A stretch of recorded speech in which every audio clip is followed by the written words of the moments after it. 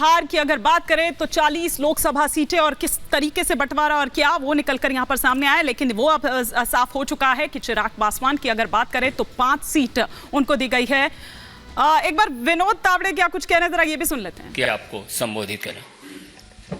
नमस्कार। बिहार एनडीए के सभी आदरणीय नेतागण, भारतीय जनता पार्टी, जनता दल यूनाइटेड, लोक जनशक्ति पार्टी, हिंदुस्तानी अवाम मोर्चा और राष्ट्रीय लोक मोर्चा, ऐसे सभी का जो एनडीए गठबंधन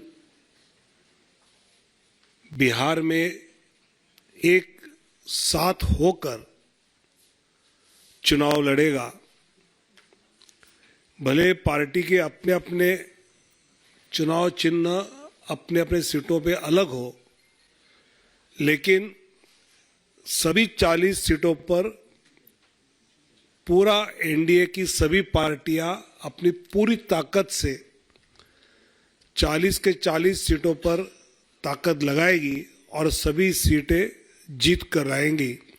ये हमारा विश्वास है। हमने कहा था कि 48 घंटे में हम सीटों का बंटवारा क्या हमें हुआ है, ये हम आपको घोषित करेंगे। और आज हमने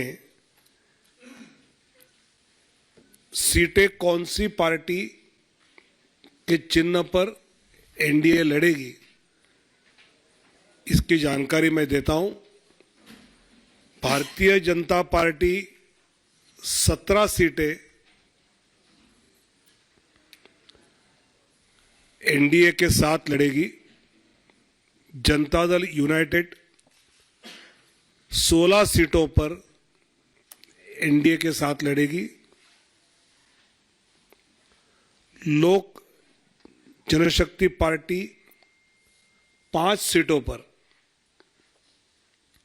हिंदुस्तानी अवाम मोर्चा 1 सीट पर और राष्ट्रीय लोक मोर्चा 1 सीट पर, ऐसे सीटों का बंटवारा हमने आपस में कर लिया है।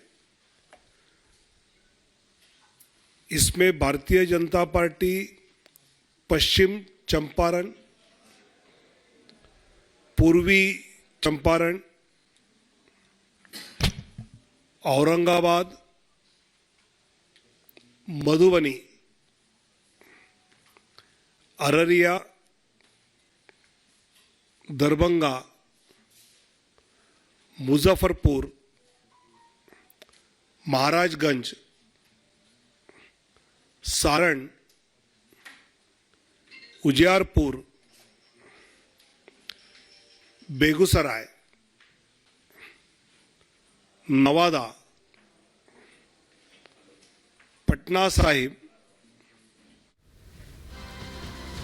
तो बिहार एनडीए में सीट बंटवारा जिसका ऐलान करते हुए विनोद तावड़े को आप यहां पर सुन रहे थे। वापस लौटते हैं अपने मुद्दे पर यहां पर, और बात निवान जी आप रख रहे थे अपनी, आप अपनी बात को कंप्लीट कर लीजिए। जी, मैं यही बता रहा था कि ये कैसे बैक टू बैक आंकड़ों के साथ जो झोलझाल करने की कोशिश करते हैं। हम बचपन में सुना करते थे स्कूल में रट्टाफिकेशन, ये बीजेपी के प्रवक्ताओं को रट्टाफिकेशन की क्लासेस दी जाती हैं। इनको कुछ नहीं पता केस क्या है, इनको कुछ नहीं पता आंकड़े क्या हैं। हर रोज सुबह इनको कुछ ये इतने करोड़ बोल दो, अच्छा ये कम लग रहा है, इतने हजार बोल दो, चलो अच्छा कोई बात नहीं 1 लाख करोड़ रुपए बोल दो, तुम्हें कौन पूछने वाला है। ये इनका तरीका है स्कैम्स को जो है वो ओपन करने का। जीरो स्कैम्स हैं, कोई तथ्य नहीं है। 2-2 साल इंक्वायरियां करते रहते हैं। ये चक्कर कटवाना चाहते हैं, नेताओं को काम करने नहीं देना चाहते। ये अगर आप दिल्ली की बात करोगे, दिल्ली के सांसदों को गांव में घुसने नहीं दे रहे, कॉलोनियों में घुसने नहीं दे रहे लोग, क्योंकि हर जो काम दिल्ली के अंदर होता है, जो सरकार करती है, उसके ऊपर ये कुंडली मार के बैठ जाते हैं। हर काम को रोकने की कोशिश करते हैं। ये मोहल्ला क्लिनिक के अंदर, इन्होंने मोहल्ला क्लिनिक के अंदर दवाइयां बंद करा दी, स्कूल के अंदर बेंचेस खरीदने बंद करा दिए, हॉस्पिटल्स के अंदर डेटा ऑपरेटर जो होते हैं बैठ के एंट्री करते हैं उनको हटा दिया कि कोई काम ही नहीं होगा। ये नियत है इन लोगों की। ये कर्म विरोधी लोग हैं, ये काम करने में यकीन नहीं करते। जनता इनको खदेड़ने वाली है इस बार। जी हिमानी जी मैं बोलूं? जी जी बिल्कुल, बहुत बढ़िया बढ़िया चीजें हैं। सबसे पहले 2 लाइनें लिख ली मैंने, बैठे बैठे मन कर रहा था कि चमत्कारी भ्रष्टाचारी खा गए दिल्ली सारी की सारी। और दिल्ली वाले समझ ही गए होंगे कौन है ये चमत्कारी भ्रष्टाचारी, जिनका जहां आप हाथ पड़ जाता है, वहां से 15, 20, 100, 200, 400, 500, 1000 करोड़ रुपए ऐसे चुटकियों में गायब हो जाते हैं। अब इन्होंने बात करी अभी कि भाई ये भाजपा वाले आते हैं, कुछ भी फिगर दे देते हैं। बुच्ची बाबू गोरिंटला कौन है भाई? भारतीय जनता पार्टी के कार्यकर्ता नहीं है, ईडी सीबीआई के व्यक्ति नहीं है। वो के कविता जो अभी जेल में है, जिसको मुख्य की कंस्पिरेटर बताया जा रहा है, जो अरविंद केजरीवाल के साथ मिली हुई थी इस घोटाले को करने के लिए, उनके सीए रहे हैं। और उन्होंने बकायदा लिख के दिया है कि किस प्रकार से वो मिली विजय नायर से, किस प्रकार से वो मिस्टर केजरीवाल और मनीष सिसोदिया जी से मिली और कैसे ये सारा झालमेल हुआ। दूसरा, दिनेश अरोड़ा, अमित अरोड़ा, वो कौन थे?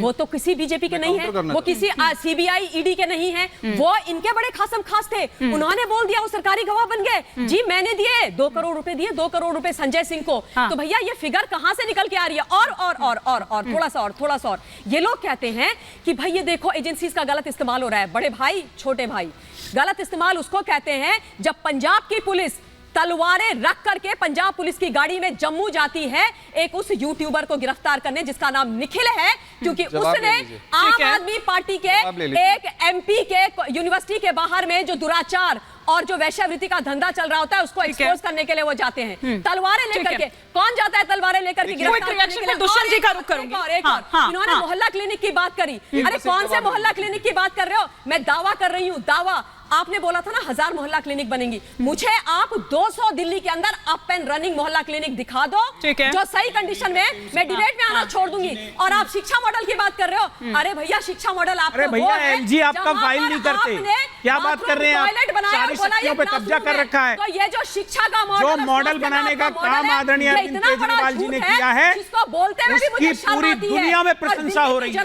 आपके कहने से नहीं हो जाएगा। न्यूयॉर्क टाइम्स के फ्रंट पेज पे छपा है, पूरी दुनिया मान रही है। अच्छा ठीक है, शिक्षा और स्वास्थ्य का मॉडल किस प्रकार बेहतरीन एक नमूना दिया है। ठीक है, आप उसकी बात नहीं करेंगे? अच्छा ये भी ईमानदारी का पैमाना होता है क्या? ये भी ईमानदारी का पैमाना होता है क्या? ये मैं पूरे देश को बताना चाहता हूँ कि भारतीय जनता पार्टी के लोग इस प्रकार से झूठ फैलाने का काम कर रहे हैं।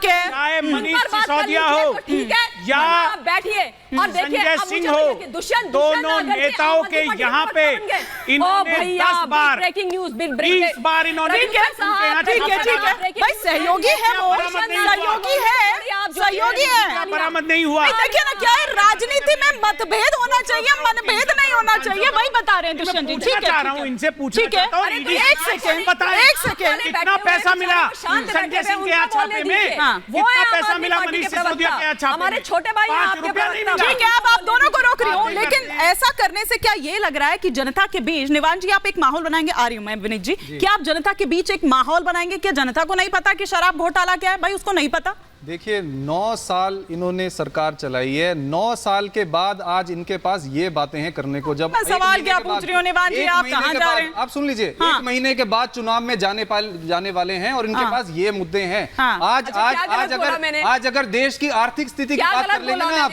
600 रुपए सिलेंडर बढ़ा के 100 रुपए कम करके बोलते हैं। निवान जी जब आप ये करते हैं ना, निवान जी जब आप ये करते हैं तो इसका मतलब ये है कि आपके पास कोई जवाब नहीं है, आपके पास काउंटर नहीं है, आपका होमवर्क पूरा नहीं है। निवान जी